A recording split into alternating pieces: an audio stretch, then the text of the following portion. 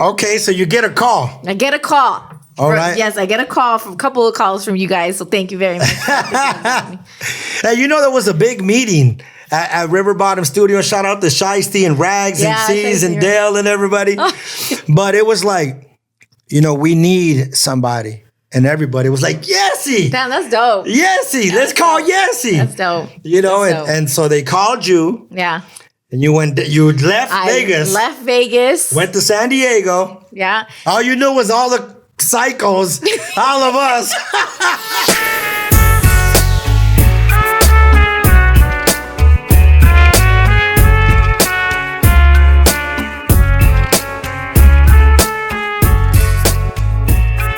Yesi Ortiz. Uno. Hey, My brother. I am so happy to have you here. I'm excited to be here, man. It's so good to see you because it's been so many years. Years. Like, I'm still, you know, besides being fan, like, I'm still a fan. So I'm still a little starstruck. Why? You know what I'm saying? We've had family gatherings. I know. Understand. Hey, first, I'm like so proud of you. Thank you. So good to see you. When I reached, I'm proud of you too. Thank you. Shout out to those billboards that we see out there and all the subscribers you guys have. So you're doing your moves también. Thank you. But, you know, beyond all that stuff, you know, you're obviously in the public eye. A lot of people know who you are. A lot of people know the beautiful things that you have done for the community. But there's some people that don't know. Yeah. You know, that's okay. Yeah. And you know, you have such a wonderful story. And, you know, now I'm happy to be in a position where I could invite you and we can speak on it. Yeah, it's pretty crazy because not a lot of people do know the personal side of my story at all, because they just hear me on the radio or they'll see me on social and see what I do there. Yeah. But there is a whole different life that I do carry that I never really said or, you know, talk about. I've done certain things like, you know, I did do a docuseries. That was a one-off thing. Yeah. I did a really incredible podcast on NPR that was a couple of years ago where I was able to express my story, but not to like, we're brothers, like family here, and being able just to share with the world. Here. And you know what? I've talked about your story just privately, even, you know, when your names came up. So, you know, let's go back. Yeah, let's go back. Let's excavate. Okay. And let's go back and see who is Yesi Ortiz. So, so Mexican-American, parents both from Mexico, from Cuernavaca. Shout out to Cuernavaca. Yeah, boy. But I like to say I was made in Mexico, born in the U.S. because my mom came here when she was pregnant with me. Oh, okay. So I was born in the U.S. I was made in Mexico, born in the U.S. Yeah. That's right. So I was born here in Orange County in San Clemente, and we ended up I grew up in Orange County, and then both my parents came here undocumented. My mom learned English listening to music, which is where I feel like I got my passion in music. Because my dad too liked music, but my dad wasn't around until like I was later or a little bit older, like 12 years old. But my mom was surrounding me with like music from, you know, obviously Los Bukis to Los Tucanes, Marc Antonio. Yeah. Marc Antonio Solís. She's in love with that. While they're cleaning the house, right? Yeah, right. To Gloria Trevi, from that to Shiva, you know, Chente, who doesn't like Chente, you know, and then she was listening to Madonna, Michael Jackson, the Bee Gees. She loved the Bee Gees, Chicago. So there was a big influence in music that way for me, you know, and that was in the 80s. Right. The 80s had some great, incredible music. Oh, yeah. So both in Spanish culture and in American culture. Yeah. So I feel like that's where I got my passion for music, because I would see my mom happy and I'm like, man, makes me feel good. Other times my mom was not happy. Right, a lot of times my mom was not happy. So when I saw my mom was happy, music was in the background. Music was in the background. What about siblings? So I have one full sister. Okay. And then the rest are all half brothers and sisters. Oh, okay. So my dad had children from a previous marriage. My mom had other children from a previous marriage. Oh, okay. In total, I have 6, I think. Oh, okay. Yeah. Okay. But I don't, truthfully, I don't speak about them at all in my anything that I do because I don't really have a relationship with my Oh, I brothers and got you. I sisters. got you. Yeah, for sure. I don't have a relationship with my siblings. My siblings, my brothers and sisters now in my life are the people that I've chosen to become my brother and sister. Yeah, for sure. So for sure. And then it'd be like that sometimes. Yeah, no, for sure. You know? It's the same here. You know, it was very similar for me. Yeah. And you know, most of the people that I now call family are not blood. Yeah. And I think, you know what, a lot of people, like, we're obviously being Latina, you have this, as Mexicans, you think, or even Latinos in general, you have like, oh, but blood is blood and Mexicans. Yeah. But you know what? That's traditional thinking. That's tradition. But yeah, exactly. For me, it's like, but if they're bad for my mental health, Of course. and they're toxic. Of course. You know, I'm so happy that you brought that up because a lot of people need to understand the difference between fallacy and reality. Mm-hmm. The reality is if somebody is a parasitical person in your growth, in your life, in your ambiance, in your purpose, it doesn't matter who Yeah. it is. Right. They need to be removed. Right. Family or not. Right. You know, Right. best friend or not. 20 Right. years or not. Yeah, exactly. Money or not. Right. It does not matter. No, it doesn't matter because you're doing more damage to yourself Absolutely. by keeping those individuals around. Absolutely. You're just, you know, you gotta go through the grieving process, let it go, more in the relationship or whatever it is. I think you said it perfectly. It's like people have this attachment to mourning with caskets and cemeteries. Like sometimes we have to mourn people that are alive. You mourn people that are alive. You mourn jobs. Absolutely. You mourn friendships. You know, all kinds of things. Absolutely. Absolutely. Yeah. For Food. sure. You know, you For can't sure. tell me that. So there's all that, and so for that reason, for those reasons alone, I have chosen not to speak to my family that way. And so, well, certain people in my family, and as I got older, you know, more traumatic events happened to my life. Happened to me, more trauma. I saw more trauma. And let me be clear that what I've learned through my therapy is trauma isn't what happened. It's what you felt. It's something that trauma is more like if you go through something, by you not acknowledging it and you oppressing it, that's causing trauma. Versus so in order if you go through something traumatic, if someone doesn't say, "How are you? What happened? How are you feeling?" Oh yeah. It's you know That's- it's crazy that you say that because people don't understand the power of participation. Right. When somebody's willing to participate, like you said, a simple, how are you? Is everything okay? But again, back to the traditional thinking, we are programmed and like almost hypnotized in social conditioning to say, I'm okay. Yeah. When we're not. Yeah, okay. exactly. We are programmed to say, I'm okay. I'm good. I'm good. I'm fine. Everything's good. Yeah, everything's all right. You know what? It's okay not to be okay. Exactly. Oh my God, my husband would love you to say that. You know, My husband would love you hear you say that because he's all about it. He's a really great, awesome person. I seen some videos of him. I love his mental. I love what he talks about. Like I read books on all of that stuff. Yeah. You know, one of the things that I was reading about was the defense mechanisms that we use when we have trauma, and one of them is repression, and repression.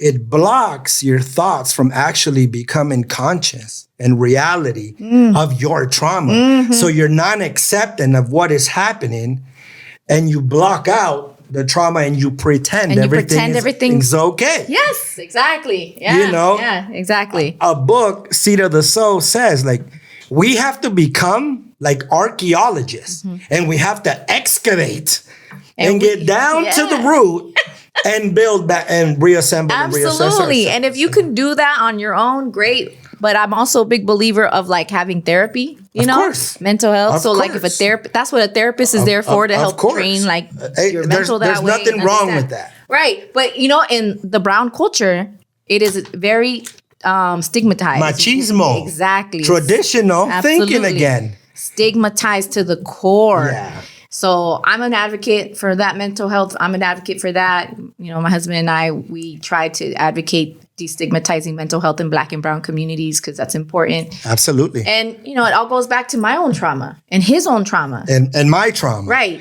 And not being afraid to speak up about the trauma. Exactly. I mean, you knew me when I was in a pretty dysfunctional state. Yeah. And, you know, when I when I finally decided to step up and to actually do the podcast, I didn't want to do it until I felt that I had spent enough quality, sacred time with myself, healing. And to be able to openly say, yeah, I was that guy. Yeah. I did those things. Right. But I've grown from that. Right. I've learned from that. I took an from that. accountability. Yeah. Yeah. I used to go around putting a sunburn on everybody's soul. Yeah. But now I put a suntan on the spirit. You know what I'm saying?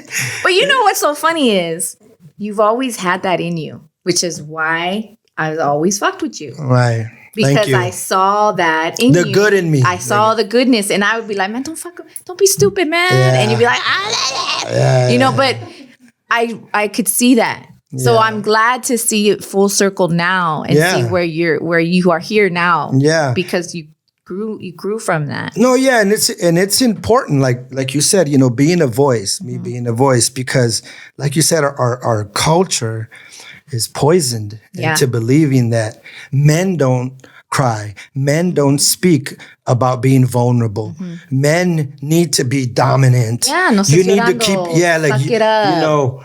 and that's not the way it is. Like, love doesn't work like that. Right. People are not supposed to have thumbs under other people to feel, in control. Yeah. You know what I'm saying? I absolutely get that. I felt that way growing up. I felt that myself, that I couldn't identify. Like, I felt other people had control of me. Yes. I felt like I felt like I wasn't supposed to be brown. That's how I felt. Right. Growing up, be like people's pulse was I felt I wasn't supposed to be brown. So when you're like, man, somebody else was like is telling you how to feel and how to do, and that's how I felt growing up. Yeah, that's mental slavery. Yeah, that's how I felt growing up. So growing up in Orange County, I didn't grow up in the majority where the minorities were Latino. Right. I grew up in the affluent community where it was all predominantly white neighborhood. Right. So I'm told I'm too brown. Go back to where I came from. Yeah, You're a wetback. all My of that. first fight was in kindergarten in the girls' bathroom. Wow. Girls came in here telling me I shouldn't be I shouldn't be here, and they were pulling my hair. I punched them back, girl. I was girl. I got in my element. I was sorry. No. I got in my element. I'm a lot prettier now than I was before. That's I was so upset and scared that I was going to get in trouble. Right? Yeah. And so leaving the bathroom, the girls' bathroom, I was like, oh man, I can't be what I am. Yeah. So I changed. I don't really know if anybody knows this, but I went all through high school up until my senior year as Jessica instead of Yesica. But my name is spelled with the Y. So my name I was putting Jessica with the J. Yeah. That's how much I wanted to be accepted. Yeah, accepted. And, but you have to remember, and I feel stupid for doing that. No, of course. You know what I mean? I understand, but you have to remember that we had back what we were talking about, we had no leaders. Yeah. We had nobody with authentic self-acceptance to be able to talk to us about acceptance. Right. We did not. You know what I'm saying? Yeah. And that's an important factor now that we're in position, now that we're older, now that other children are depending on us to lead by example. Right. You know what I mean? Right. That was one of the turning points in my life where I'm like, I'm not getting any younger. What am I doing? Yeah, your children are getting older. Yeah, who am I? Yeah. Can I identify with who I am? And, I look back and it's like dysfunction. If you don't change the patterns, if you don't change the dynamic of your life, it's going to be a cycle. It is the cycle. Yeah. One of the things that I had said recent too was my mentor had taught me this, that there's only two types of relationships in the whole world. He said that there's a symbiotic relationship and a parasitic relationship.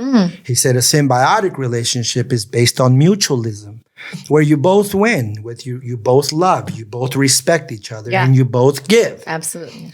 Whether it's a friendship, whether it's a job, whether it's your romance. Partner, yeah. A parasitic relationship is where one gives and the other one takes and takes and takes. And it's so true, because if we really sit down and dissect our upbringing, all our energy was extracted. Oh, yeah. It was extracted. Oh, gosh, yeah. And yes. I'll tell you the scariest part.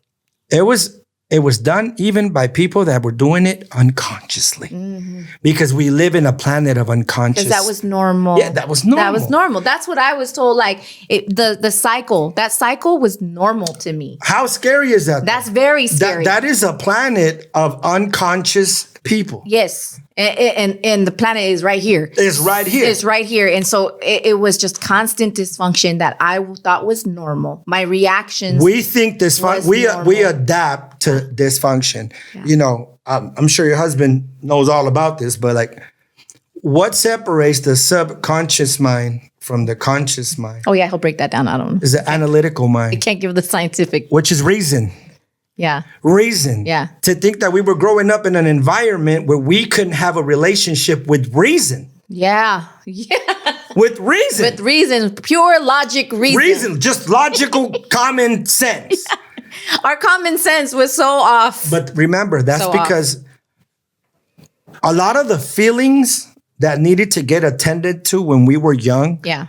Were left unattended. But you know why? Because the people that were responsible for attending to those, their feelings were unattended too. Yeah, yeah. And that goes the cycle that we're talking about. Yeah. So now that we're here, we're breaking the cycle. And that's the goal. That's the goal, right? Is to do that. And along the way, you know, a lot of people still don't get it. I know family members still don't understand and that's my concept. But that's fine. I love them from a distance. It's back to what you say. Yeah. One of the things that I think that that's important, especially in me personally in my life now, is you create your own universe. That's why this is here. Mm-hmm. You create your own universe, and you know who are the people in your universe. Mm-hmm. They fly on the same frequency. They're ambitious. They all have purpose. There's not going to be any type of, major dysfunction that's going to happen randomly, because we've already learned from those things. Yeah. Absolutely. So it's very important. We have to treat our inner spirit like our home. Mm-hmm. You know what I'm saying? You know, when you get home and there's a random person in your house, the energy, you feel it. Of course, you feel it. It took me a long time to understand that and realize that, but I am glad that I did, because I can be a better parent. I could be a better mentor. I could be a better, representation of whatever you think Yesi Ortiz is. And that's absolutely beautiful, because you're absolutely right. Like it starts with self-love. Yeah. And forgiveness. Yeah. A lot of forgiveness. And acceptance. And understanding that, when you go through trauma, you go through the dysfunctionalness, you also grow up and you're trying to get out of that. You go through a guilt process. Yes. So you got self-sabotage. You got to go through, you got to let go of the guilt. You got to let go of guilt, because guilt will hold you down. Well, guilt is synonymous to psychological time. Mm-hmm. Chronological time is minutes and hours, but psychological time is moments and memories. Yeah. So our mind gets consumed in psychological times and does what? It replays movies over and over in your head that sabotage you. And you know what it does? It robs you of the present moment. It conditions you to think that's what that is. It robs you of what really the moment is. Yeah, absolutely. Like the only way that you can ever experience bliss in your life is in the present moment. Yeah. So whether it's the past or anxiety of the future, if you're living in psychological time, you're robbing yourself of the present moment. I'm so glad you have this podcast. Yeah. So glad you have this podcast. It's very, very, very important, because it is possible to be blissful. Yeah. It is, Sadhguru was saying, like, sometimes we feel wonderful and something happens and it hijacks your wonderfulness. Yeah. When it shouldn't change. Right. If we can learn to reassemble our thought process and have categories in our mind and know where everything belongs. Yeah. Organize our thoughts. Yeah. Right now you go to your house, you know where your ketchup's at, you know where this is at. Yeah. We got to do the same thing. For our internal feelings. Yeah. Absolutely. Because we have this confinement, this traditional confinement. Mm-hmm. And the only person that can liberate us from the confinement is us. Yourself. Absolutely. Well, the great set. I'm telling you, my husband would be like, "Oh my God, this guy. Let's have him on a talk." No, he's got a podcast and he's good. You know I would like to bring him here too. I was listening to him and I was like, "Whoa, the untethered soul." You know, I was like, "Yeah, okay." So let's go back. Yeah. So you were in high school. Yeah. In Orange County. Yeah. What happens after that? So during that time, right, like I'm growing up in this neighborhood of predominantly, you know, affluent neighborhood. And then at the same time, the only street life that I experienced was my dad. I was afraid of my dad. But the street life, I mean, there were your knuckleheads, you know, the closest, you know, gang you would say, or affiliation of gangs was like in SJC, San Juan Capistrano. So that's, you know. Wow, there was gangs there? Yeah, believe it or not. I mean, they were trying, and I don't want to disrespect, but like at that time. Yeah. Sure. You know, especially when SJC at that time was super, I mean, it still is, but it was definitely heavy Latino populated. So, you know, you have a sense of belonging, and if they felt they needed to belong, then they felt they needed to belong. Of course, yeah. And that was the only connection, or either that or when I drove up to Santana to go visit. Like, then you really saw. Then I really saw. The culture was big. Yeah, exactly. Yeah. And so that was my only affiliation to any kind of street, right? So, and then you knuckleheads in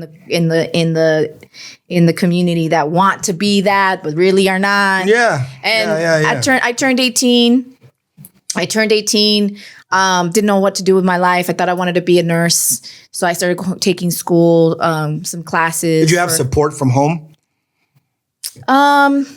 That's kind of not kind of, but not really. Okay. My dad worked really hard. So when I finally moved with my dad at 12 years old. So, okay. So when we came here, right, and I always say like, okay, we grew up. By the way, this is sparkling water. It's not a beer. It's sparkling water.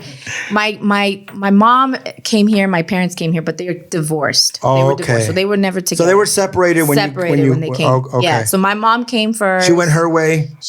And he went his way. Mm-hmm. Okay. So you were with mom up until you were 12, and then you moved in with dad. Correct. Okay. Yeah. And so during that time, even though we lived in a really very like wealthy neighborhood, we lived in an apartment with other families. So it was my mom, my stepdad, my sister in one room, and then another family in another room. Typical Mexican. And that's where we helped the stereotype, right? So, but my mom chose that community because she knew the schools were good. Yeah. So she wanted me to. She was trying to do something good. And here I am getting faced with racism and discrimination every day, you know, and you speak English better, and now you speaking Spanish, you know, it was confusing. Yeah.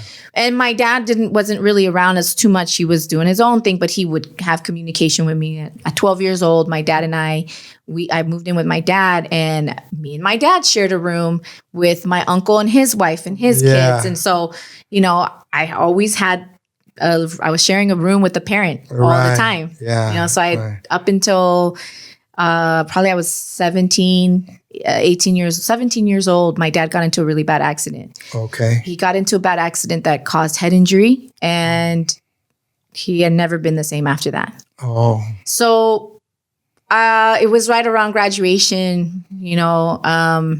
I graduated, thankfully, and I made sure that my name said Yesica with a Y. Oh, so you were like, nah, That's when I started realizing, I started coming to my own. You know, I was 17, 18 years old. Started engaging with your identity. Yeah, because my dad got sick. And during that time, my dad would always be like, no te olvides con quién eres. You know, don't forget who you are. Yeah. You know, do good, keep your head down, don't start trouble, but always be proud of who you are. Who you are, yeah. And so it really impacted me when my dad got sick, and I might cry again because God rest his soul, he's not here with me anymore. But those years really hurt me, and I realized, man, like he's right.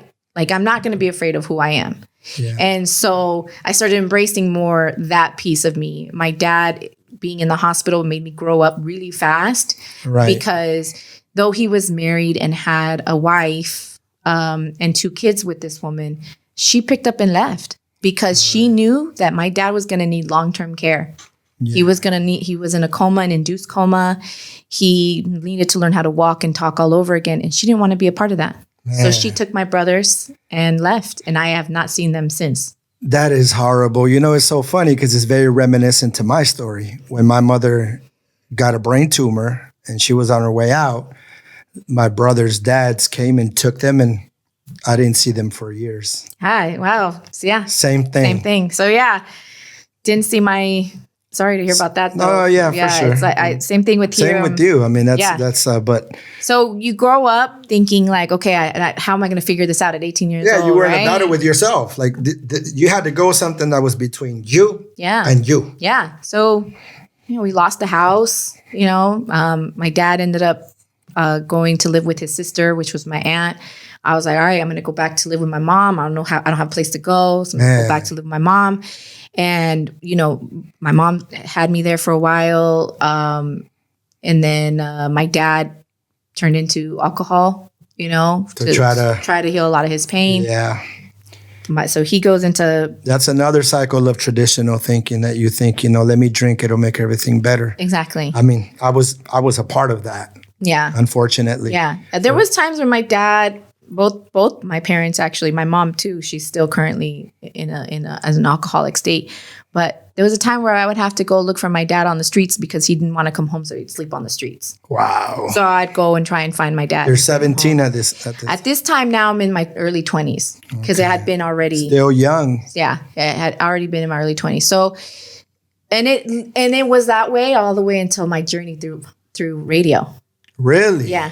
So... When I was in Los Angeles doing radio at, the hip hop station, Power 106, there was times where I would have to drive back down to Orange County to go find my dad. Wow. Yeah. So because he had been home for 2 days and he was on a drinking binge, I'd go find my dad. And then, so that led me to take my dad to come live with me along with all the other kids.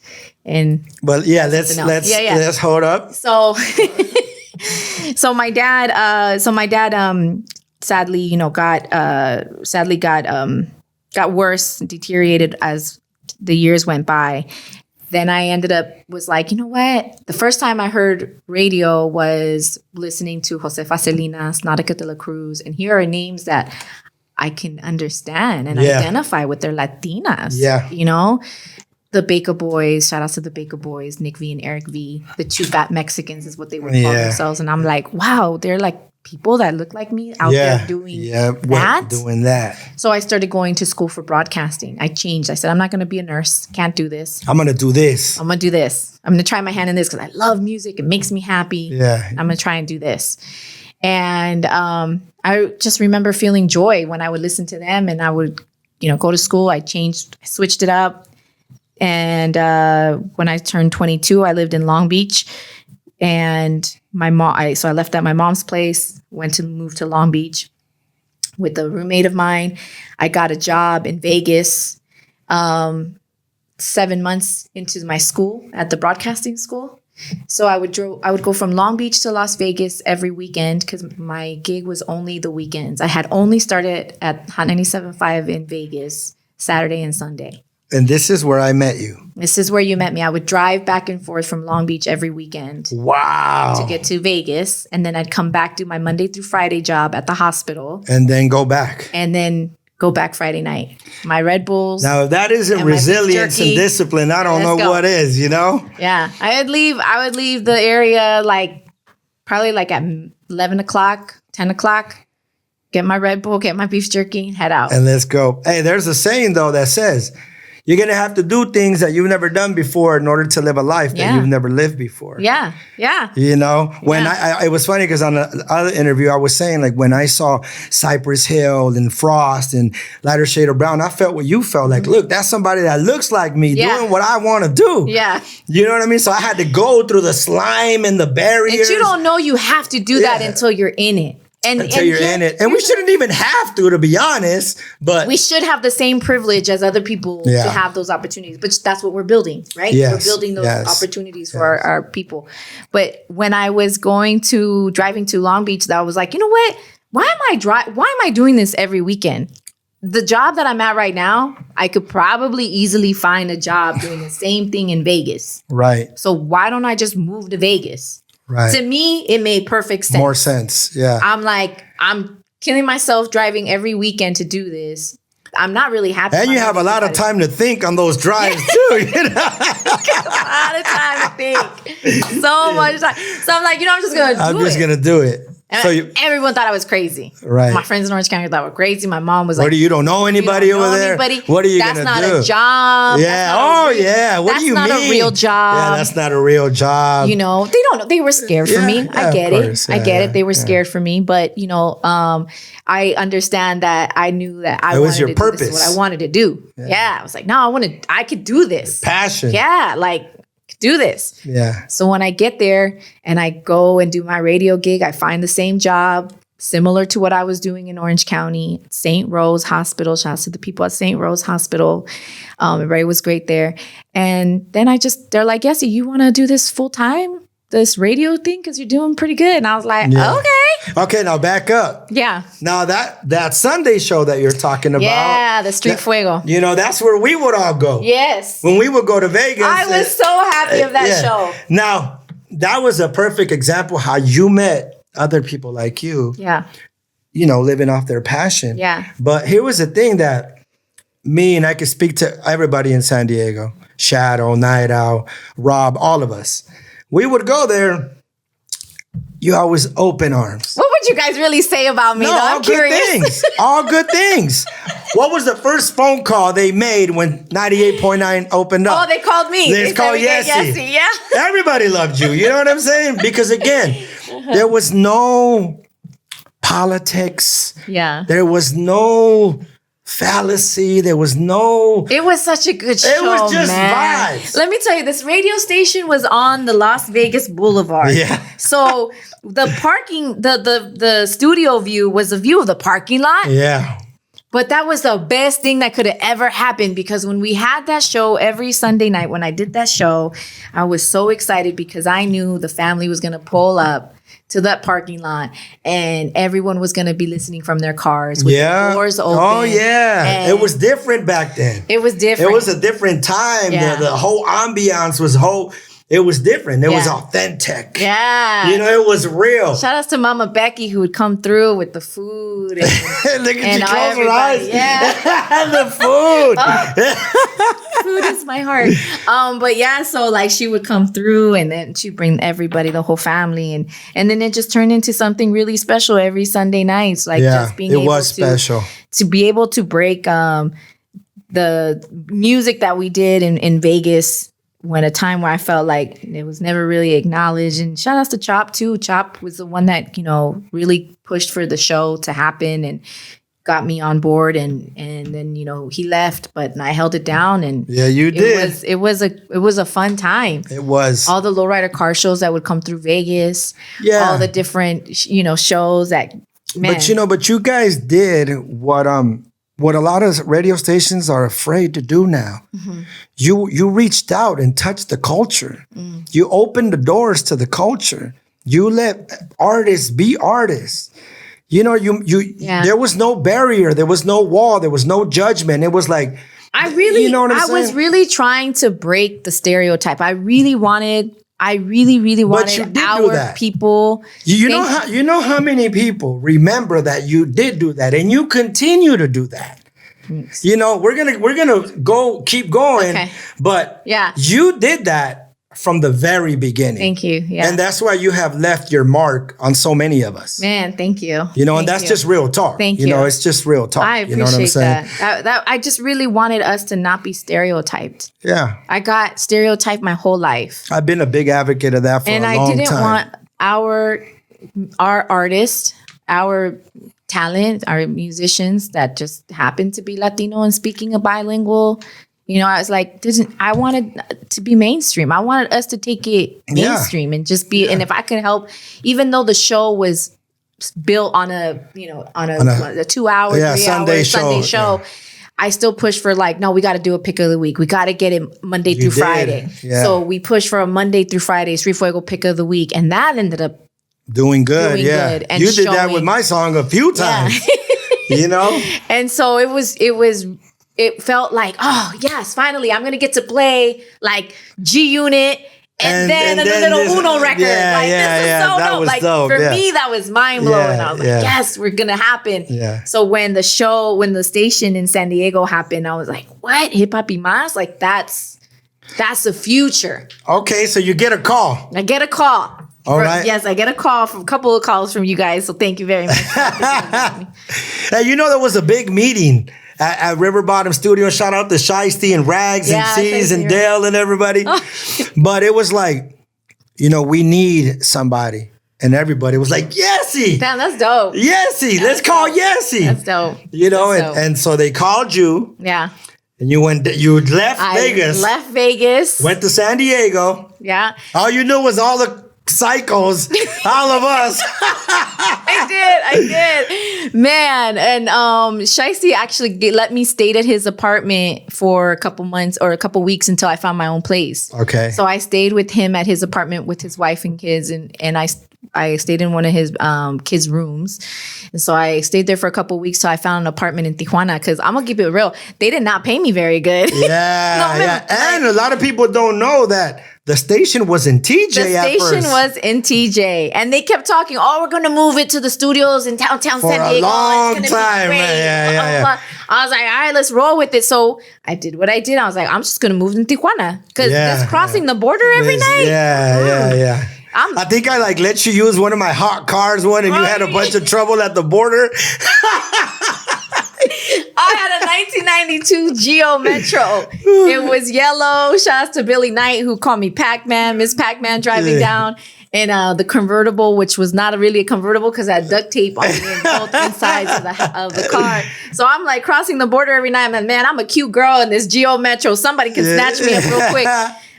So I just moved into Tijuana and I stayed there for a couple months. And how was that experience? It was insane because I would be leaving the station at midnight and I'm like, all right. Oh, wow. Yeah, I'm going to your apartment in TJ. Apartment in Tijuana, in TJ. No problems? Did you ever have any? Thankfully, I did not have any problems. Although the station that there were shootings, there were killings because at that time there was a political campaign happening, right. And a couple of news reporters had gotten killed. And I was like, well, I'm not going to talk nothing about the politics here. Yeah. And thankfully I would just get straight into my car and then just drive through, all the different colonias to mine. Wow. Yeah. And so how long were you at 98.9? I was there for, I think, 8 months. 8 months. And then what happened? And then I get a call from the radio station across the street in San Diego. It was a pop station. The poppin' pop the station. number one pop station in San Diego, Channel 933 at that time. If you were on 933, that was like Kiss over here, right? Correct. It's like Kiss FM in Los Angeles. But I was like, why would I want to go to Z90, which was a hip hop station. Let me see if I could bring, but they wanted me on the morning show, which was a bigger look for me. Absolutely, than, just an afternoon or whatever. So I was like, I'm gonna try it. Do you remember where you were when you got the call?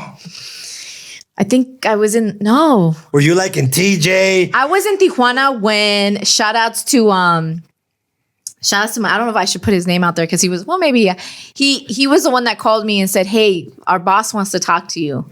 Our boss wants to talk to you and interested in talking to you about opportunities. I was like, okay, I was in the studio. He called me on the. So how were you, during that time and during the process of the phone call, were you content where you were at the station? No, I wasn't. Because so you were like, damn, I'm really not digging this. I love the fact that I was having a night show, but honestly, I was broke. Yeah. I was making no money. They were basically. Sometimes they wouldn't even pay you Sometimes they wouldn't even pay us. There was a month that I went without getting paid. And I just kept hearing all these rumors about the company. Yeah. My rent was $320 a month. By the way, I still have my receipt, my rent receipt. I always kept that because I just felt like, damn, that was a moment for me. Oh yeah, for sure. But I just couldn't even afford my rent. At $320 a month, I couldn't afford that. That says a lot. Because they couldn't pay me. They couldn't pay. And as much as I loved what the idea was behind Blazing, but I think there has to be mutualism, like we said. Ahead of its time. Yeah. There wasn't enough corporate dollars behind it. And so I had to make a choice. And there wasn't a lot of structure behind No. it. The leadership situation was not. Not only that, but then also I'm dealing with the family situation. Yeah. My sister's children got taken away. And this is when I start fighting for custody of my 6 nieces and nephews. Wow. Okay. And so I said, well, this job might be able to help me. 933. Even though it's a little bit outside of my comfort zone. Yeah. Because I'm not familiar with. I was vibing to like NSYNC and Britney Spears. Yeah. But not as much as I was with the G Unit era, Tony Touch of the world, Lil Unos of the world. I wasn't. Right. It was completely a little bit out of my element. Right. And so I was like, well, I'm going to try it. Okay. It's mornings. It's going to give me a better opportunity to grow. Plus, I'm facing this really hard time right now with my family. And I need to do what I got to do. And that is precisely what I wanted to get at. Like, how did that whole thing manifest where you started the fight and your professional... It's all happened at the same time. It's all happening at the same time. Yeah. So you're like here and you're here and you're trying to balance everything out. Can I be honest? Yeah, of course. Shout outs to Immortal Technique. Immortal Technique, yeah. Shout outs to Immortal Technique. That's the guy right there. He gave me so much encouragement. He was a friend. Like, he still is a friend. We haven't spoken in a while, but as a friend, because I met so many, all of you guys all of you guys were like my brothers. Yeah. Still are, but a lot of people really, really stepped up to be like my brothers. And I felt like at that time, that's what I needed to hear. Yeah. Shiesty offering me his place, brother. You constantly offering me support and love, brother. Immortal Tech, that smart, that guy was just like ahead of his. He's ahead of his time. Sure. Oh, for sure. Yeah. Knowledge. I met him in New York. Yeah, for sure. Yeah. And he would tell me, this is your family, dude. So that really helped me. And plus also, like, I love my nieces and nephews. And I was devastated to know that they were all separated. Because you wanted to break that chain, that cycle. I wanted to change. Yeah. So you made the decision, like, I'm going to fight to reunite them and gain them all back. Yeah. So my mom had at some point moved to Vegas to buy a house out there to be closer to me when I was doing radio in Vegas, right? And so once I left there and go to Tijuana, she sold the house in Vegas. So she had some money. So she said, okay, you're going to do this? Let's pay for a lawyer. We have the money to pay for a lawyer. So we used the money to pay for a lawyer. I go to the lawyer and she's like, you got a 50-50 chance. I don't know if I could take this chance. You're really young and you want to take on the court and take over 6 kids. Do you know what you're doing? Right. I was like, yeah, it's spilled milk. You clean it up. Let's go. What are we doing? Yeah. And so it was about 2 years of driving back and forth to different hearings, arraignments, family court. They were all scattered in different places? Yeah. So the 2 babies were with somebody, the other girls. At one point, they were like all really separated, and until they found foster families that would take in more than just one. Yeah. And so it ultimately ended up being the 3 boys in one place and the 3 girls in another place. Okay. So did you have contact with them? I try to have some contact with them, but their foster parents were really resistant to it. They had to monitor the phone calls. Oh, wow. Not only that, but the social worker that was involved with their case did not want me to have custody of them at all. As a matter of fact, it was her statement that made me actually in favor was to help me get the kids, was because she said, oh, you probably should just say goodbye to them because you'll never see them again. Oh, wow. And so when she said that to me, I used that against her in court. Okay. And I proved her wrong because I went and I did all the parenting classes. I did anything that my lawyer told me to do. Bridge building classes. Bridge builders are like parenting classes where they kind of help you, get ready for parenting. Yeah. And what to expect when adopting. Yeah, because you're dealing with different personalities. You're different dynamic of living, the separation, the being together. Yeah. Correct. So CPR classes, anything to prove. You were doing all of that. Character and my effort to want to take in the kids, because I'm in love with my nieces and nephews. So when I did that, I remember the day that the court came. It was 2 years of driving from San Diego to Orange County to the court systems and get, okay, I got another hearing. I got to go, got an arraignment. We'll see what happens, blah, blah, blah. The day came where I had to testify against my sister and I had to tell the truth about her. And I had to, the dad was in prison and he was going to get deported after prison, go straight into Mexico. And they weren't going to go anywhere. They were going to, one foster family wanted to adopt the kids and make them missionaries and go to Spain. Oh my God. It was a lot. So 2 years of back and forth courts. Was there ever a time in there where you just felt like, I don't know if I'm going to be, if I'm going to Oh, be able yeah. I felt that. I felt broken. I felt on that drive. A lot of thinking on that drive for sure was, yeah. And so you were at 933? I was at 933 in the morning show when I finally got custody of all the kids. Okay, so tell me, because you called me. I remember you called me and you were weeping. I was crying. You were weeping and you told me, I did it. I got them. So you were at work and you got the call. I was at work and I got the call. I've been living in an apartment for like 3 months, empty apartment with this 3-bedroom apartment. Using your resources and your finances. My resources. I think you even let me borrow some money. I think you even let me borrow some money to pay for some of that apartment. And I'm going to freaking cry now because that was special. Yeah, but Yesi, you did something beautiful. You did something so beautiful. And, I've been dying to get you here. And I don't ever want you to forget what you did for those kids. No, man, I couldn't have done it without your help. So, you fought for them. You stayed resilient, unity, family, blood. Like you brought those kids and you put them under your wing. Yeah. And you gave them a chance to be free. Yeah. Yeah. And not live in an environment where they were looked at or judged differently because they weren't part of their family. Yeah. You know how it. Yeah, man. Yeah. So tell me, you get the call. Freaking out. I called you. Yeah, you called me. Yeah. And when did you go and get them? Oh man, I picked them up as soon as I could. I think it was that like couple of days after you and I spoke. You had contact with them? Yeah, and we called them and told them, and they were like, "We're coming home. We're going with my tia. We're going with my tia's house." Yeah. So you drive to Orange County. I drove back to Orange County. Family services. Let's go. No, I picked up the boys at their house, at family services, and the girls, I picked them up at the foster parents' house. So you just pull up. And they're waiting with you. With their bags. And you get off and it's like, let's go. Baby. Wow, Oh, it was so beautiful. That was so... It was so beautiful. It was like, let's go. Going with my tia. And you can see they're nervous. They're excited. Yeah. Are we really, are we staying like, this is over. Is it over? And, and they get into the house. I'm like, okay, this is the house. And oh my God, and their brother and sister and, together. It was beautiful. It was beautiful. And it was like that for a few months. And then the reality of like, I don't like you. I don't like you. You snore too loud. Yeah.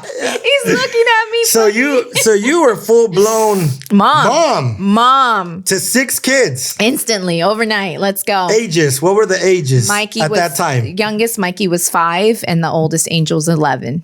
Oh, wow. Yeah. And then all by 5, 6, like 7.5, 9, 10, and 11. Wow. Yeah. So you have you have everybody under the same roof. Yeah. And your mom now. And my mom hadn't lived with me just yet. No, your mom now. Oh, I'm mom, yeah. Your mom to the kids. So, the honeymoon eventually goes down, right? Goes away. And so now you're dealing with them. You got to put them in school. Yeah. You got to figure out. Doctor's office, 6 dentist appointments, 6 doctor visits, And you're doing all of this and you're still at 933. And I'm still at 933. Yeah, I remember the first time Mikey went to kindergarten for the first time. And we made it we called the morning show because I had to leave the morning show, obviously, because it was first day of kindergarten. It's a big deal. Yeah. And Alondra was first day of first grade. Yeah. Big deal. And so we put Mikey on the phone and the host AJ was like, "Oh, what did your tia made you for lunch today?" And you hear this, a bologna sandwich. And it was like, dang, I actually got up early to make them all sandwiches. That's so and stuff. dope. And, and off they went to school, and we had a little routine. I was doing mornings in San Diego, so it was able to figure out a system where I had like a nanny come over at like 4 o'clock in the morning and just like sleep until like 6:30 till they get up, because I had to be at work at 5 a.m. So I would leave the house at 4:30, be at work by 5. And I had that system going for a while. And, I think that eventually my stepdad ended up coming down to live with me to help out. Yeah. Yeah, but again, like I don't even have the words. Like me and Flossie have talked about your story like privately a whole bunch of times of how beautiful it is. So, okay, so you guys adapt. We adapt. You guys are living now. Yeah. And then you get another call. Yeah, I got another call. And this time it's for the dream station that I grew up on. This is for the station that I heard these names, these powerful names and big boys of the world. And I was just like, this is Power 106. Wow. And Do you remember where you were? Oh, I remember where I was I remember where I was specifically, but I just remember getting a call saying, "We want to meet you." I had to send in my air check. I had to send in an email of who I was and whatnot. But when they said, "We want to meet you in person, it's going to be on a Saturday morning. I hope you don't mind. We have to fly out." It was the general manager and the program director. "We have to fly out. So we're going to be out of LAX.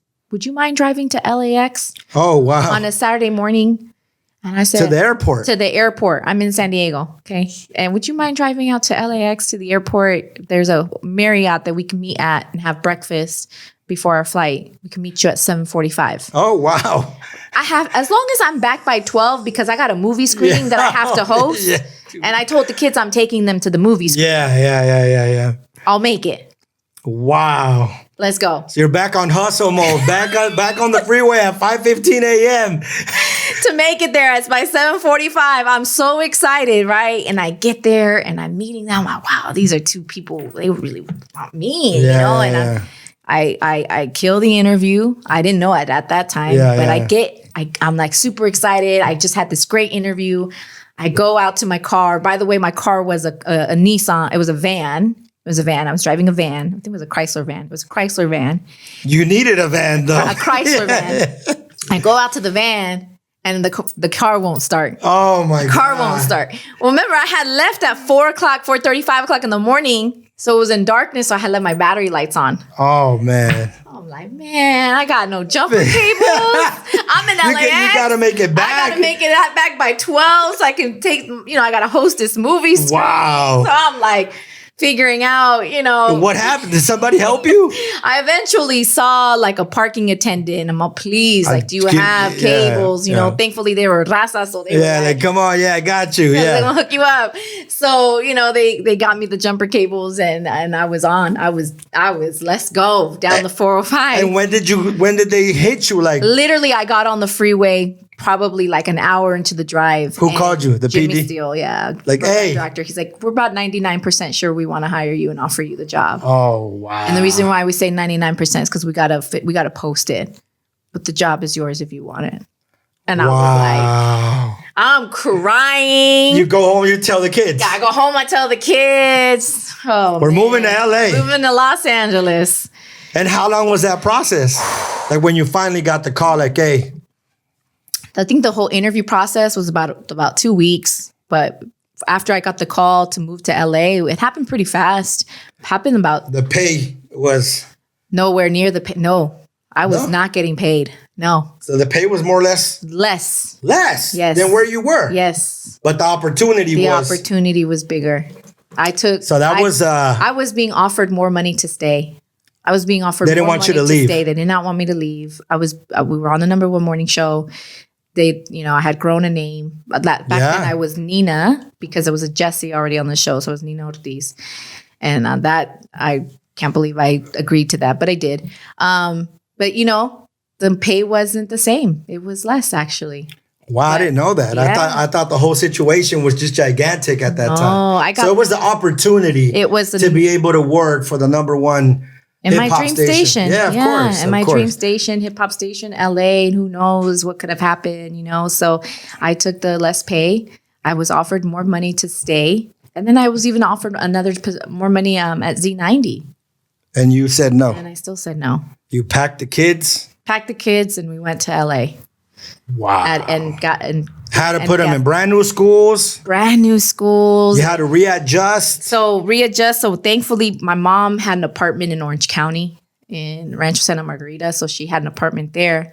So we all bunkered in there. We all stayed there. Just did it like back in the day. Back in the day until I found a place in LA. And I would leave Rancho Santa Margarita at the same hella early. Yeah, but this time you're driving to Burbank. To Power 106. Yeah, it's Power 106. Not to the Sunday show. in Vegas. No, it did take me like 3 hours, 4 hours to get to work. But you had to go through security this time to get to the top. You know what I'm saying? Yeah, you actually got to get through security to get to the 8th floor. But yeah. So you're at Power 106. Yeah. You become middays.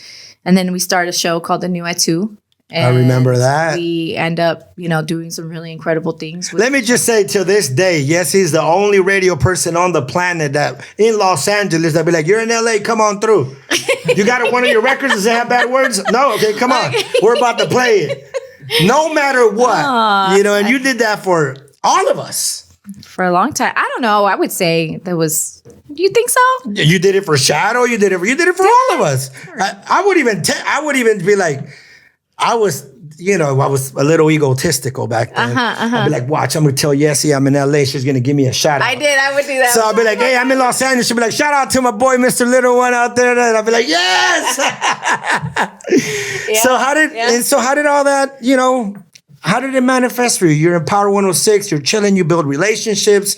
You become a person, with a bigger public eye figure. Yeah, for sure. I think it was a lot of man, it was crazy. It was a beautiful time because it was early in radio when people were like really active on radio. Yeah. And really active to listening radio. Radio actually meant more than it does now. Yeah. So it was a beautiful time to be able to experience the tail end of what radio was. I'm sure back in the day it was even better, but like I got to experience a little bit of it, and then to get to be in radio as Instagram is getting popping and Snapchat and all these social media platforms are getting popping. How to utilize that, and now you're like an influencer, and all I wanted to do was, feed my family and eat. I have a story that you did for me that you might not remember because that was just who you were.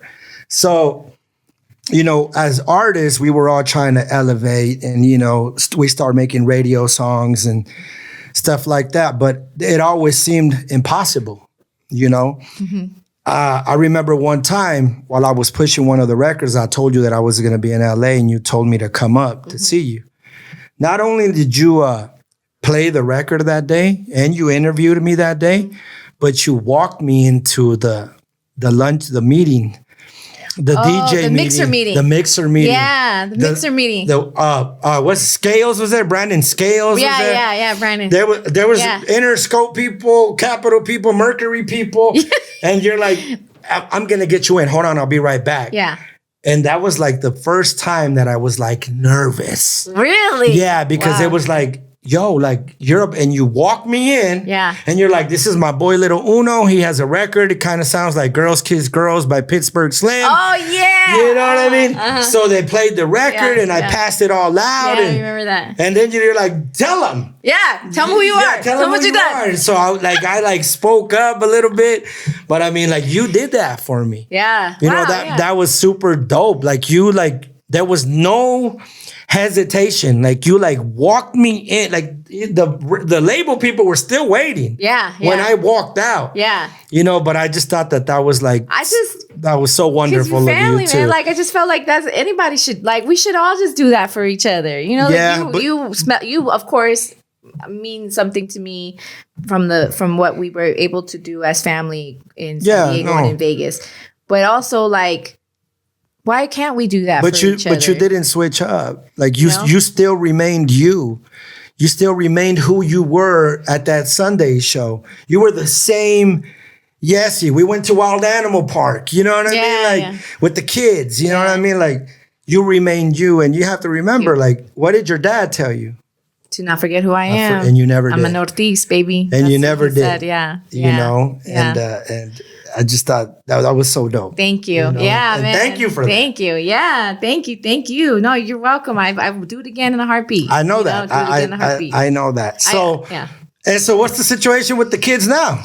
So they're all older now. My youngest is 21. My youngest, 21. The one that was 5. The one that was 5. He'll be 21 on the 27th. So basically, when this run back, he's 21. Wow. Yeah. And how are they doing? You know, everybody has their cycles. Yeah. You know, everyone has their challenges. All I could do is try and support. They got their own life now. You know, they're going through their challenges. When they need me, they'll call me. Yeah. You know, But you created a wonderful foundation for I them. hope, you know what? No, I'm not you gonna did, lie. Yesi. I'm not gonna lie. There was a lot of guilt that I lived with because I was so busy working at Power and doing all these things. At the same time, I also recognized that I wasn't doing enough listening.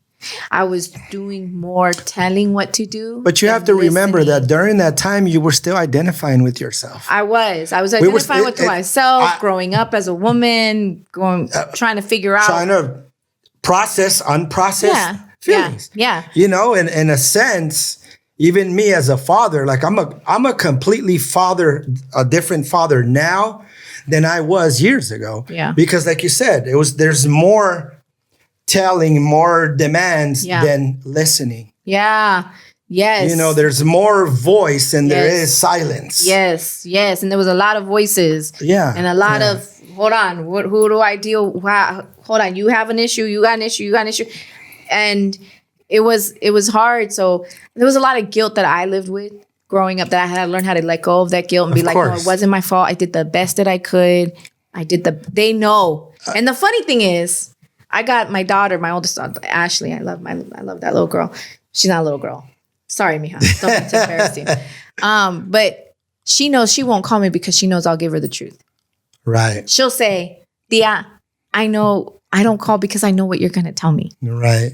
You know? So like they know I'm going to tell them the truth. Yeah. And at the same time, they don't want to hear it. No, yeah. So to me, I'm like, well, what did I do wrong? But that's what I'm saying. But look, you can't feel guilty because you were trying to make a better environment for them no matter what. Yeah. Even if we were doing more telling, you were trying to protect them. Yeah. You were trying You were trying to create a better environment because you got them. Yeah, and I fought so hard. Here. Yeah, thank you. You know, and you know, you should be proud of that. Thank you. And not only that, but even till this day, they still see you, you know, growing, you know. Yeah. You're still you. I'm not perfect. No one is. Not perfect. No one is. I'm not. No one is. It's like people tell me all the time, oh, you got a podcast, you talk about this. I'm still healing. Yeah. I'm still learning. I'm still growing. Yes, I'm still healing. You know what I'm saying? Like, and I'm still making mistakes. All that we can do is wake up and continue to nurture our spirit. Yeah. Continue to nurture ourselves because, you know, there's this other thing that I had learned. I'm sure your husband knows this, but when we wake up, like our brain wave cycles are at 10.5 cycles, right? Mm-hmm. So the first 20 minutes after we wake up is when our subconscious mind is the most impressionable. So it's good to do something in the first 20 minutes when you wake up that is positive and productive, because that's when it manifests into your spirit for the rest of the day. I didn't know that. Yeah. So, you know, waking up and trying to be positive, productive is very important. Right. You know, people wake up and like, damn, I got to go to work. Like, you have a job. Yeah. Damn, I got to get in traffic. You have a car. Like, damn, I got to stop by Starbucks. You got to go to Starbucks right now. I'm drinking fancy water. Yeah, you know what I'm saying? Like, damn. I'm drinking sparkling water. Yeah. Damn, this time before I get home. You have a home. You have a home, bro. You know what I'm saying? So, exactly. So again, but. Yeah, I get it. But you know what? The reality is, if anyone who's facing that right now, their challenges as a parent, I would just encourage them to like listen more, because that's what I didn't do enough of. And I was also busy. Yes, to the credit of me of holding down this job and, all these things, and my dad's still sick and my mom's still facing her challenges. It was that in itself was trauma with the kids that I didn't even get to acknowledge to say, let's talk about this. Yeah. Because I was being pulled in 20 different directions and trying to think about the future of how am I going to be able to pay for college when they get older. Yeah. And now that they are older, I didn't get that chance with them. You know, so they didn't have that chance really with me. The younger ones did more. And even the younger ones still have their issues, like there's a lot of anxiety that still lives amongst them, lingering, a lot of, things that they face, but they're doing the best that they can. I'm not faulting them.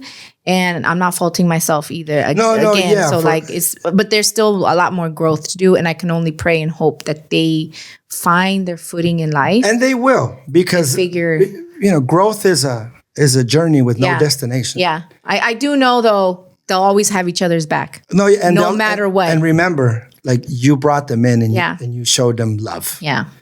Unconditional love. Yeah. That is a major, major factor when we are growing up. My mom died when I was really young and I was left to the wolves. Yeah. Period. Actually, one of the last times that I seen Martin, my brother that passed, was with you. Me, you, and him were eating in Old Town. Oh, yeah. And he passed right after that. And I had that guilt for a long time. Yeah. The whole alcohol thing, the fighting thing. And, those were things that shifted me in another direction, because the reality is, like, if you don't change the dynamic of your life, it's not going to change itself. That's right. And you change the dynamic of those beautiful kids' life. Thank you. And never forget that. Thank you. I'm glad that you were able to come here and share the story. And I super appreciate you, and I love you very much. I love you too, man. Thank you. I'm always here for you, and thank you for coming. Same, Yesi. of course. No, thank you. I super appreciate you. Thank you so much. Thank you. Love you too.